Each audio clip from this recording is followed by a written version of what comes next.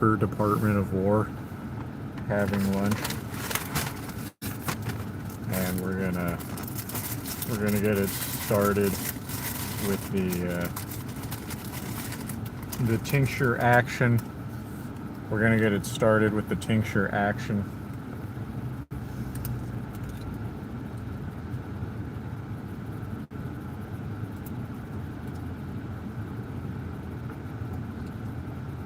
We're gonna get it started with the tincture action.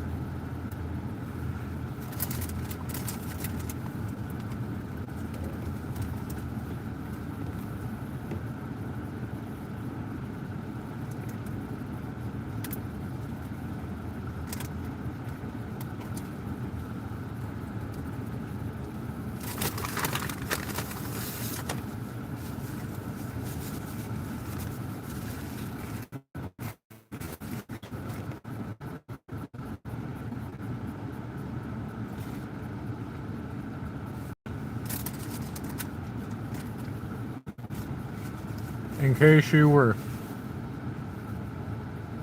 wondering whether or not any of the powers that be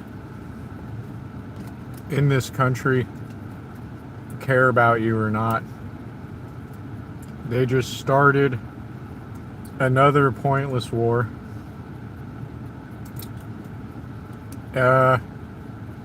While the generation that grew up during the last pointless war is probably about like a decade or more deep into living in poverty, waiting for things to get a little bit better in the country. So it's like, if you were under any impression,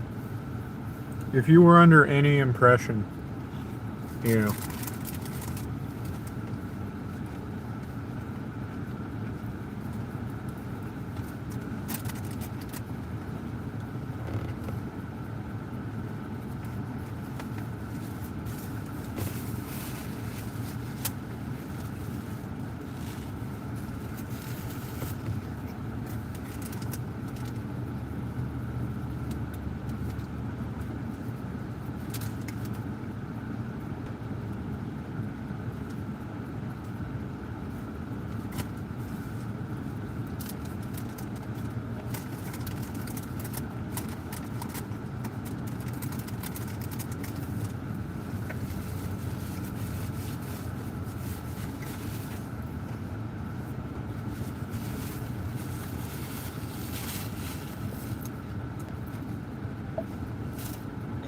let's listen to this. The Iranians, from the Iranian perspective, this is a... And let's ponder what I said initially. Let's repeat so you guys can ponder and sit on what I said initially. I'm the generation that grew up during the first...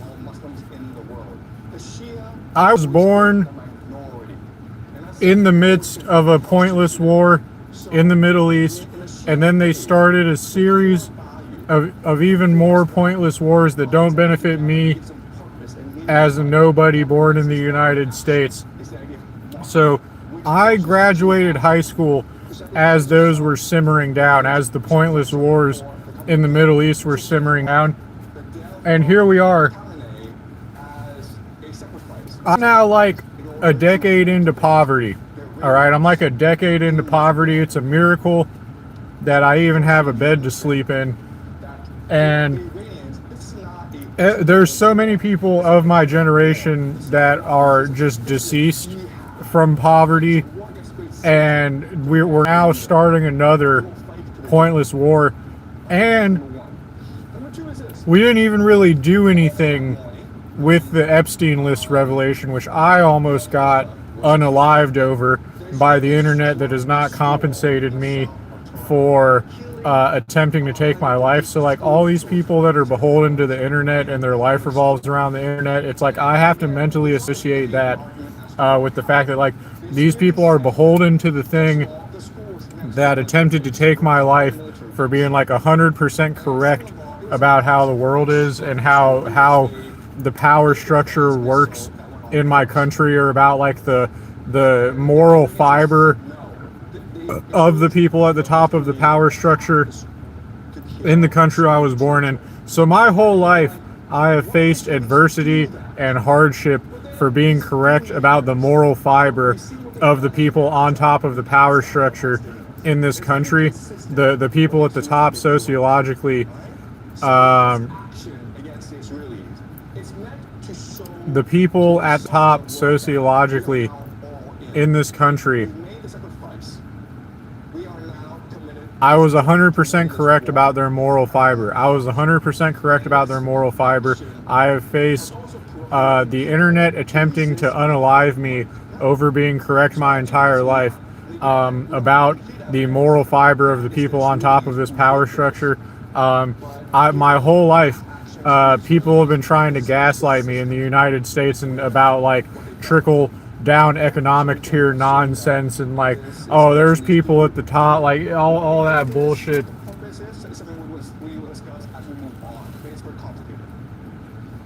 All this bullshit about, you know, we need to vote this guy in because this is our guy and all that shit. Like, my whole life, I was correct. I was like, neither party gives a damn about you. I've been saying that since I was a child. Okay? I've been saying that since I was a child. I was like, to other children, I was like, neither party. I'm like, listen to me, other children my age. I'm like, I literally know people who work for the government, like, neither political party gives a shit about you. Like, they're all a bunch of heathens. They don't care about you. They have no plan for you. They're going to try to never pay you any money. They would literally not pay you money if it was legal to not pay you money. Like, I've been telling people this my entire life and have faced nothing but hardships, not even a thank you. People trying to gaslight me. The internet literally tried to unalive me for being correct about this shit my entire life. Like, there was never a doubt in my mind what was going on. There was never a doubt in my mind. So, like, literally don't even know where to go with that. Literally don't even know where to go with that. So the fact of the matter is that the fact of the matter is that they've now just started a war that we did not need to start again. They started another war that we did not need to start again, and it is not going to benefit us again in any way. And this is after the last series of wars that didn't benefit us in any way left me in a situation where I can't even economically get anything. I can't economically get anywhere in the area that I was born in, which is the same. Like, that's crazy, dude. Like, I can't get anywhere in the area I was born in economically because the people on top in this country are more interested in starting a war that they're not even. See, here's the thing: if you were starting a war and it was 100% certain that you were going to draft me and that if I didn't die I would be economically set for life, that would be one thing. But I'm not even gonna get money out of doing this. I'm not even gonna get money out of this war from the government at all. The only people that are gonna benefit from this are other rich people. Like, that's the thing. Like, I'm not even gonna get like a job or something like that out of this. The government's not gonna force me to work for the military or anything like that. I don't even get a job out of this war with Iran being started. Like, I don't get a job. I don't get free housing from the military. I don't get military benefits for life. Like, that's fucking ridiculous. It's being blown up. Iran is interesting because it has about 50% or even more of the Shia, which is the religion of the Iranians. But the people in charge are the Sunnis. And so, what makes this strike really important from our perspective is, first of all, not only are the Iranians attacking U.S. military assets, not only are they destroying the economy of the GCC, they're also trying to ignite a religious war, right? Because you're Shia, you're loyal to the Ayatollah. When he's dead, then you must, as a religious obligation, now commit jihad against your enemies.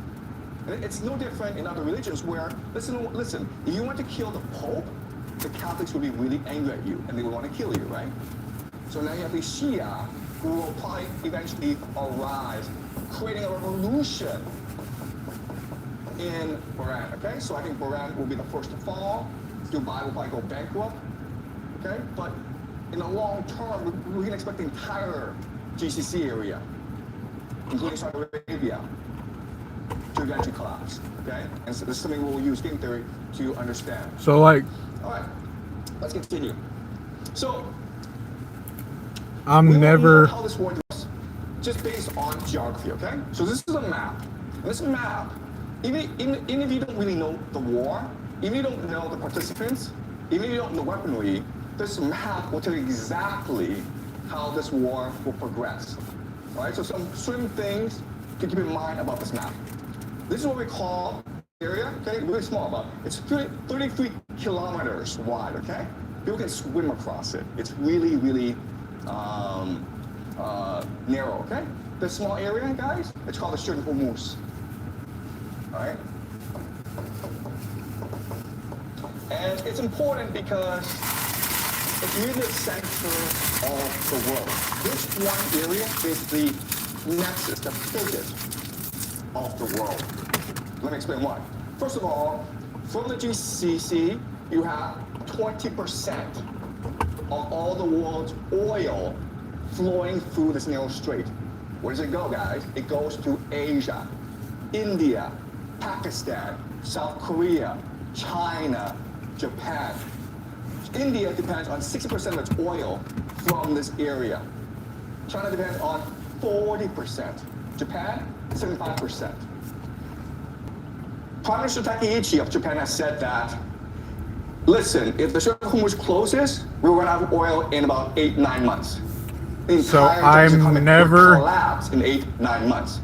I'm never gonna get anywhere economically because of the gobbledygook that this guy is talking about.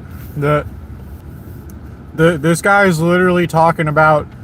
This guy's literally talking about the price of oil in fucking Tuskegee. This guy's talking about the water table of like fucking Scandinavia and Tuskegee and shit like that. This guy's giving me a fucking geology lesson. I bet you guys didn't even go to a school that had a geology class option, okay? This guy's talking about the price of walnuts in Tuskegee and shit like that, and that's the reason why I'm never gonna be able to live the life that I should have lived in the United States, because it's already too late. It's already too late for me to live the simple life that I should have lived as a guy born in North America. All right, as a guy born in the United States, I've been denied the simple life that I should be allowed to live. I should have been able to live a life where, as long as I woke up and was willing to go to work that day, I should have been fine. And I'm not able to live that life because of the gobbledygook that this guy is talking about. And on top of it, what he's saying is that essentially they're going to try to collapse the United States economy. Well, like we've started a war. What this guy is saying, summarized, is that we've started a war with a country that is going to make this entirely about religion, okay? And because their culture basically revolves around religion predominantly, they're going to essentially try to maintain some kind of militant thing going on no matter what happens to their country. they're going to try to maintain some kind of militant action against the United States, regardless of what happens to their country. Whereas we don't even have people, we can't even agree on what our culture is. All of our military equipment is exorbitantly expensive to maintain and operate. A lot of it just looks big, but is not actually as useful as it appears on the outside, on top of being incredibly expensive to maintain and operate. So we have all of that working against us, on top of the fact that, like, you would have to pay me handsomely, you'd have to pay people like me handsomely to do anything on behalf of the US government after the way the US government's treated me. We have all that working against us, whereas they don't even have to really pay their people. A lot of their military equipment is like $50,000, like max. And they have people that actually give a shit because of their homogeny about maintaining their culture and their land and their people, whereas I could give a shit about the United States or the future of the United States. And I'm saying that as someone that is the grandson of the first U.S. military to ever be called Special Forces. Okay, I'm saying this as the grandson of someone that was part of the first U.S. military to ever be called Special Forces. I don't give a shit about the future of the United States because of the way that I've been treated throughout my lifetime while living in the United States. I wholeheartedly, speaking as the grandson of someone that was the first U.S. military to ever be called Special Forces, I could give a shit less the way that I've been treated in the land that my grandfather birthed children in, and that one of them was my mother. The way that I've been treated in a place that my grandfather moved to and purchased a house in and birthed a child in, and that was my mom that then raised me in the same area. The way that I've been treated here is atrocious. The things that the U.S. government has allowed to happen in the area that I was born in is atrocious. There's a lot of former special forces from that same era that they're like, you can look at the American Legions around here and shit. There's a lot of other special forces from that era that lived here, and I guarantee you they agree with me that the things that have been allowed to happen in the area that I was birthed in and have lived in my entire life is atrocious. The way that I've been treated here is atrocious. The way that I've been treated by the government here is atrocious. The standard of living here is atrocious, and I wholeheartedly have no interest in defending this country or the future of this country. And I want to say that in light of the information that we are now at war with Iran. So in light of the information that we are now at war with Iran, I would like to remind you that the way that I've been treated is atrocious, that I'm the grandson of the first U.S. military to ever be called Special Forces. The way that I've been treated by this country is atrocious. The way that I've been treated by the federal police of this country is atrocious. The way that I've been treated by law enforcement is atrocious. The way that I've been treated by employers here is atrocious. I have no interest in defending this place in any way, shape, or form. Not only would you have to kidnap me and force me to do anything in defense of this country, you would have to pay me handsomely and or just throw me in jail. Because I have no interest in defending this country. The way this country treated me is atrocious, and our enemies that we have started a war with are actually homogenous and have a culture and history, and we don't have any homogeny or culture or history or cohesion as people in this nation, probably because we have let just anyone come here and defraud the government and set up shop here. So that's what you get when you let just anyone come here and defraud the government and set up shop here, is you end up with people that are disinterested in the future of this country and disinterested in defending this country. So this is entirely a problem that is of your own creation, and I don't think you have the money to just buy your way out of this one. And I'm glad that you did that to yourself in light of the way that you've treated me.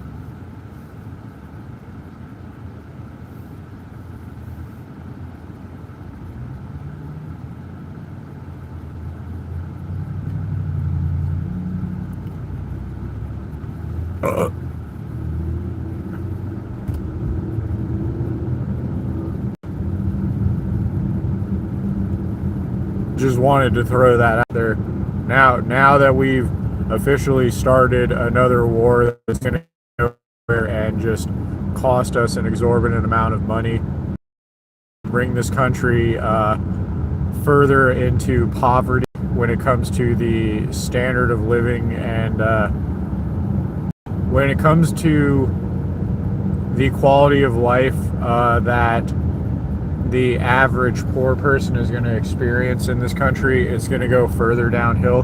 We're going to further enter third world living standards for the average person because because of the pointless war that we have started. Just again, because of the fact that we have started another pointless war, the standard of living for the average poor person in this country is going to further go downhill. So you have that going for you. Look forward to the economy getting even worse and the standard of living entering third world territory even more. That's what you have in your future. If you live in the United States, look forward to even worse, because that's going to be their vector of attack. Their vector of attack is going to be making things worse for us.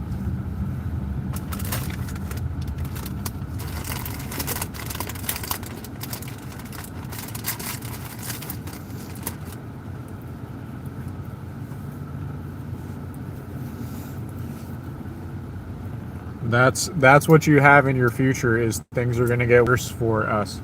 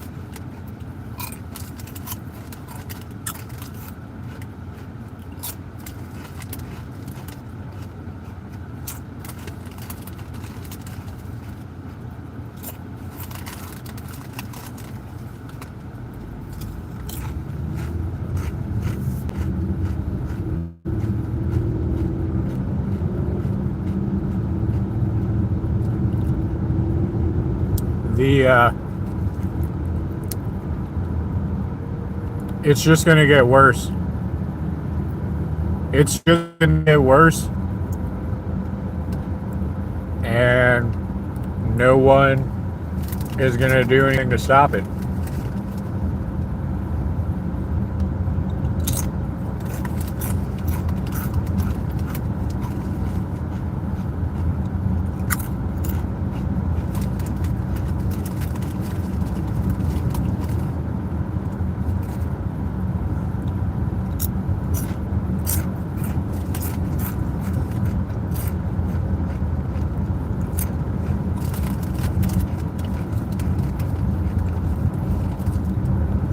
It's just going to get worse. And I told you so. I told you so. I've been telling you my whole life. And I'm correct. So instead of making things better for the average person here in the United States, the same government that's let foreigners defraud, that's let foreigners come here and live comfortably on our dime, while I live in squalor and have nothing. While I live in squalor and have nothing, the same government that started yet another pointless war, the same government that started yet another pointless war, which caused me to live in squalor in the first place. I would have been way better off if I was living in a country that hadn't started pointless wars that took place throughout my whole childhood. If I lived in a country whose government put effort into improving the quality of life for the average person in this country, instead of doing anything that it did during the entirety of my childhood and 20s, if I lived in a government that had done anything to improve things for the average person here in my entire lifetime, I would be living comfortably right now, even if I was single. Even if I was a single man, I would be living comfortably right now because I show up to work. Okay? If I lived in a country that was anything like the country I was born in, instead of becoming the country that it has become in my lifetime, I would be fine.